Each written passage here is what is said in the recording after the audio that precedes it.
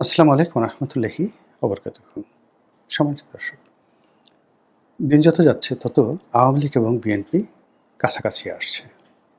প্রেমের জন্য নয়, বিরোধিতার জন্য, প্রতিযোগিতার জন্য। রাজনীতির ময়দানে গত ২ বছর ধরে আওয়ামী লীগের পতনের পরে আওয়ামী লীগকে বাধা দেওয়ার জন্য মূলত যুগপৎভাবে বিভিন্ন শ্রেণী সম্প্রদায় ব্যক্তি কাজ করেছে। একথা সত্য যে ১৭ বছরের ক্রমাগত শাসনে, শোষণে, তাদের অত্যাচারে সমাজের মানুষ দিশেহারা হয়ে পড়েছিল। বহু মানুষ কায়মনো বাক্যে চেয়েছিল যে আওয়ামী লীগের পতন হোক। কিন্তু বাস্তবতা হলো যে আওয়ামী লীগের পতনের পরে যে পরিবেশ পরিস্থিতির সৃষ্টি হয়েছে এবং এখন পর্যন্ত যেটা চলছে, সেক্ষেত্রে এদেশে একজন অন্ধ, একজন বোবা, একজন বেকুব কেউ বলতে পারবে না যে আওয়ামী লীগ জমানাতে যে মন্দ কাজগুলো হয়েছে তার চেয়ে এখন মন্দ কাজ কম হচ্ছে। একজন লোক বলতে পারবে না যে আওয়ামী লীগ জমানাতে যে ভালো কাজগুলো হয়েছে দেশের জন্য, জাতির জন্য, কল্যাণের জন্য, ব্যবসার জন্য, বাণিজ্যের জন্য, তার চেয়ে আরও বেশি কাজ এ জমানাতে হচ্ছে। আমরা ডক্টর মোহাম্মদ ইউনূসের জমানাতে দেখেছি যে একরাশ কথার ফুলঝুরি। তিনি কেবল কথা বলেই চলেছেন। কেউ শুনুক বা না শুনুক তিনি বলবেনই। কেউ টিটকারি করুক, হাসুক, মশকরা করুক, এটা কোনো বিষয় নয়। তাকে হাসতেই হবে জনগণের সামনে। আর ক্রমাগত মানুষকে স্বপ্ন দেখাতে হবে। এবং যেন তেন স্বপ্ন নয়, একেবারে ডাহা মিথ্যা স্বপ্ন।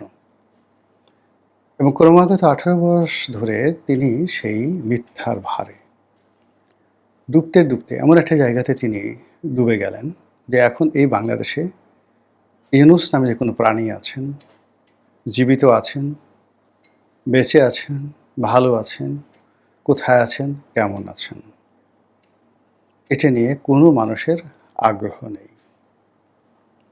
মানুষ তাকে খুঁজে গালি দেওয়ার জন্য, মানুষ তাকে খুঁজে বদনাম করার জন্য।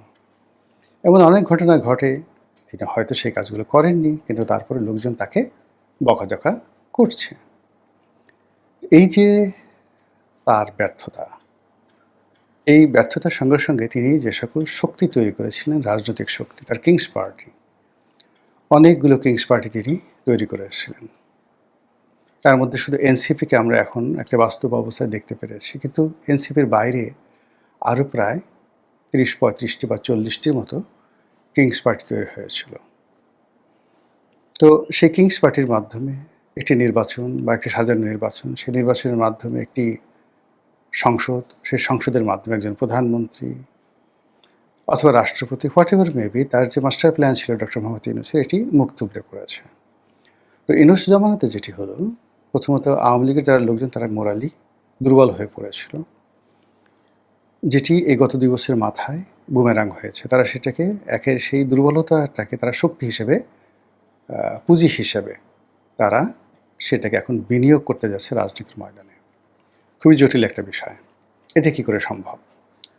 প্রথমত হলো যে আওয়ামী লীগ জমানাতে তারা বারবার মনে করতো যে বোধহয় তারা মন্দ কাজ করেছে। ২০১৪ সনের কাজটি ঠিক হয়নি, ১৯-এ আরও ঠিক হয়নি, ১৮-তে, ২৪-এ তো একেবারেই ঠিক হয়নি।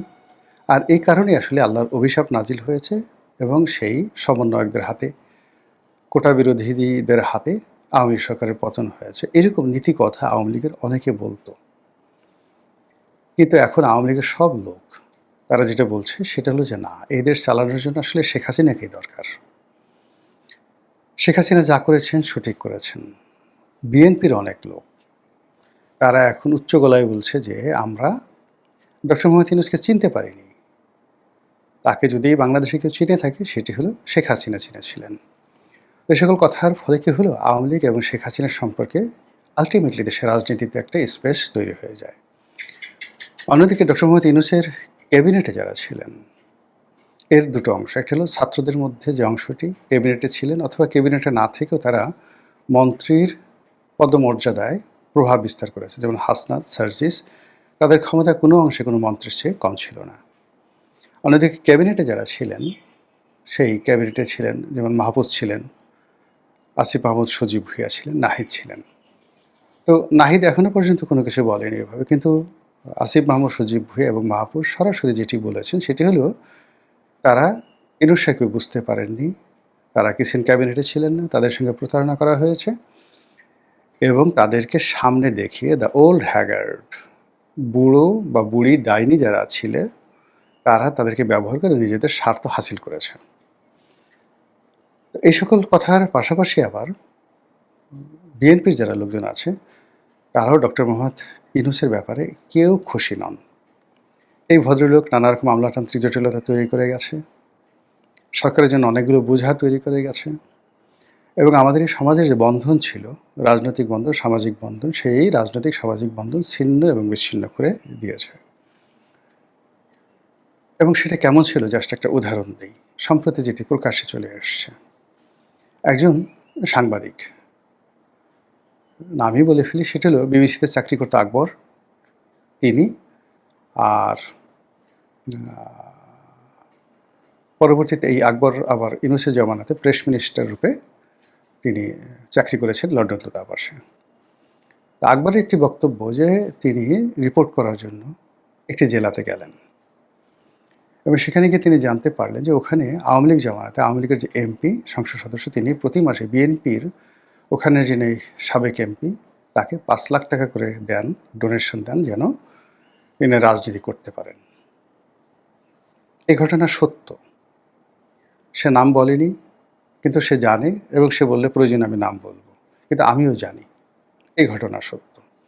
এরকম অসংখ্য ঘটনা, এই ঘটনা ঢাকা জেলায় ঘটেছে, এই ঘটনা নোয়াখালীতে ঘটেছে, এই ঘটনা যে কুমিল্লাতে ঘটেনি তাও কিন্তু বলা যাবে না। তো কাজেই এই যে রাজনীতির একটা সহমর্মিতা ছিল, অনেক কিছু আওয়ামী লীগের নেতারা নিয়ন্ত্রণ করতে পারতেন না, কিন্তু তারা বিএনপির সঙ্গে আসলে সম্পর্কটা নষ্ট করতেন না। কেন করতেন না? তারা জানতেন যে সামনে যদি নির্বাচন আসে তাহলে বিএনপি অবশ্যই ক্ষমতায় আসবে। তো সেক্ষেত্রে সংসদ সদস্যদের সাথে, সম্ভাব্য মন্ত্রীদের সাথে যেন তৃণমূল পর্যায়ে কারো সম্পর্ক নষ্ট না হয়, এটা যারা বুদ্ধিমান মানুষ তারা কিন্তু সেই কাজটি করতেন। এর ফলে কী হলো দেখুন, এই জামানাতে আওয়ামী লীগ নেই, অনেকে পালিয়েছেন, কিন্তু সবাই পালাননি।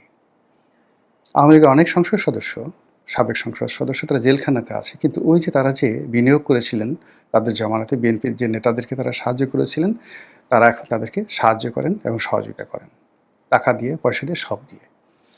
এটা একটা রাজনীতির কালচার। এটা বঙ্গবন্ধুর জামানাতেও ছিল, পাকিস্তান জামানাতেও ছিল। মুসলিম লীগের অনেক শীর্ষ নেতারা আওয়ামী লীগকে সহযোগিতা করতেন, আওয়ামী লীগের অনেক নেতা মুসলিম লীগের করতেন, বঙ্গবন্ধু স্বয়ং সাজিজকে মাসোহারা দিতেন।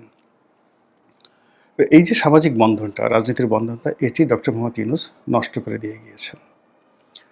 নষ্ট করে দিয়ে তিনি পুরো রাজনীতির জঙ্গল, এটিকে অনেকটা খিচুড়ি বানিয়ে ফেলেছেন।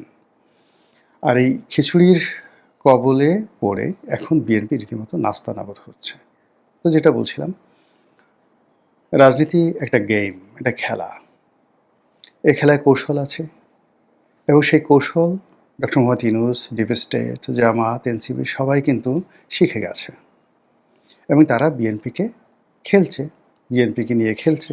খেলে তারা যে কাজটি করছে সেটি হলো সরাসরি বিএনপি এবং আওয়ামী লীগ, এই দুটো শক্তিকে মুখোমুখি করে দিয়েছে। এবং মাত্র 2 বছরের মাথায় আমি যেটা বললাম, যখন প্রথমত এনসিপির একটা নবম শ্রেণীতে পড়ে, দশম শ্রেণীতে পড়ে, এরকম 4-5 জন ছেলে মেয়ে, ইন্টারমিডিয়েট পড়ে এমন 3-4 জন ছেলে মেয়ে, তারা যখন দিদারসে মাশরাফি বিন মুর্তজার মতো মানুষকে মাফ করতো, তারা যখন সাবের হোসেন চৌধুরীর মতো মানুষের সঙ্গে মাফ করতো, তখন প্রশাসন নীরবে থাকতো, এবং আওয়ামী লীগের লোকজন সামনে এগিয়ে আসার সাহস দেখাতো না। তাদের একটা মোরাল দুর্বলতা ছিল যে আমরা আসলে সত্যিই অন্যায় করেছি, কাজেই এই যে মব কিছু হচ্ছে বা যা কিছু হচ্ছে, এটা আমাদের প্রাপ্য। কিন্তু গত 2 বছরের ডক্টর মোহাম্মদ ইউনূসের ব্যর্থতা এবং গত 100 দিনে এই বর্তমান সরকারের কোনো সফলতা না থাকা, এই কারণে আওয়ামী লীগের সাহস বেড়ে গেছে, আওয়ামী লীগের শক্তি বেড়ে গেছে। তাদের নৈতিকতার যে জায়গাটি, সেটি তারা রিগেইন করেছে, এবং তারা মনে হচ্ছে যে না, আমরা সঠিক ছিলাম, এই জাতি মানে একমাত্র শেখ হাসিনা ছাড়া কেউ সফল হতে পারবে না। ফলে কী হচ্ছে, এখন তারা জামাতের সঙ্গে মারামারি করবে কল্পনাও করতে পারে না, এনসিপির সঙ্গে মারামারি করবে কল্পনাই করতে পারে না। এনসিপি বা জামাত তারা আসলে এই পরিস্থিতিতে আওয়ামী লীগের সঙ্গে মারামারি করবে, এটা তারাও কল্পনা করে না। তারা বরং অনেকেই দায় এড়ানোর জন্য, আমরা তো এই কাজ করিনি, এটা সবই বিএনপি করেছে, তারেক রহমান সাহেব লন্ডন থেকে টাকা দিয়েছে, তো সালাউদ্দিন সাহেব ভারত থেকে টাকা দিয়েছে, তাদের টাকায় জুলাই বিপ্লব হয়েছে, তাদের টাকা দিয়ে ওই জুলাইতে যা কিছু হয়েছে, দে হ্যাভ ইনভেস্টেড, এটা নুরু বলেছে, তারপর তারেক বলেছে, স্বয়ং তারেক রহমান সাহেবের যারা ঘনিষ্ঠজন তারাও বলেছেন যে তিনি হলেন এই আন্দোলনের মাস্টার মাইন্ড। ফলে সত্যিকার অর্থে যারা মাস্টার মাইন্ড তারা এখন আর নিজেদেরকে মাস্টার মাইন্ড বলছেন না, তারা ঠেলে ঠেলে বিএনপিকে বলছেন যে এরা হলো মাস্টার মাইন্ড। কারণটা হলো সামনে যে রাজনীতির সমীকরণ আসছে সেই সমীকরণে যেন বিএনপি এবং আওয়ামী লীগ সরাসরি মাঠে আসে। আর সরাসরি মাঠে আসলে আপনি বুঝতে পারেন যে বিএনপি মূলত গত এই ৩-৪ মাস ধরে শক্তি অর্জন করার চেষ্টা করছে। অন্যদিকে আওয়ামী লীগ গত ১৭ বছর ধরে যে শক্তি সঞ্চয় করেছে, যে শক্তি অর্জন করেছে, যেটি গত ২ বছরের মানে জুলুম, অত্যাচারে, পরিবেশ পরিস্থিতি বা বিরূপ পরিস্থিতির কারণে এটি এখনও নিঃশেষ হয়ে যায়নি। ফলে আওয়ামী লীগের যা কিছু আছে এটুকুকে যদি আপনি একটা মেশিনে তৈরি করেন বা একটা শক্তিতে রূপান্তর করেন, আর বিএনপি যতটুকু অর্জন করেছে গত ৪ মাসে সেটিকে যদি একটি শক্তিতে রূপান্তরিত করেন এবং দুটো শক্তি বা ফোর্সকে যদি মুখোমুখি দাঁড় করিয়ে দেন, আপনি খুব সহজেই বুঝতে পারবেন কারা বিজয়ী হবে, কারা লাভবান হবে, কারা ক্ষতিগ্রস্ত হবে। এবং এই কাজটি করার জন্যই Jamaat, NCP, doctor Mohammad Yunus, deep state, এমনকি ভারত সবাই মিলে পুরো মাঠটিকে আওয়ামী লীগের জন্য একটা সুবিধাজনক অবস্থান তৈরি করে ফেলেছে, আর বিএনপির জন্য এমন একটা অবস্থা তৈরি করে ফেলেছে বিএনপি এখন নিশ্চিম নীরব একা। আপনি চিন্তা করুন যে সংগঠন এখন বিএনপির সাথে যারা যারা আছে, জুনায়েদ সাকি আছে, নুরুল হক নুরু আছে, তারপর আন্দালিব রহমান পার্থ আছে, সাদাত হোসেন সেলিম আছে, এখন তারা সংসদ সদস্য হয়েছেন, তারা তারেক রহমান সাহেবের খুবই আপনজন, প্রিয়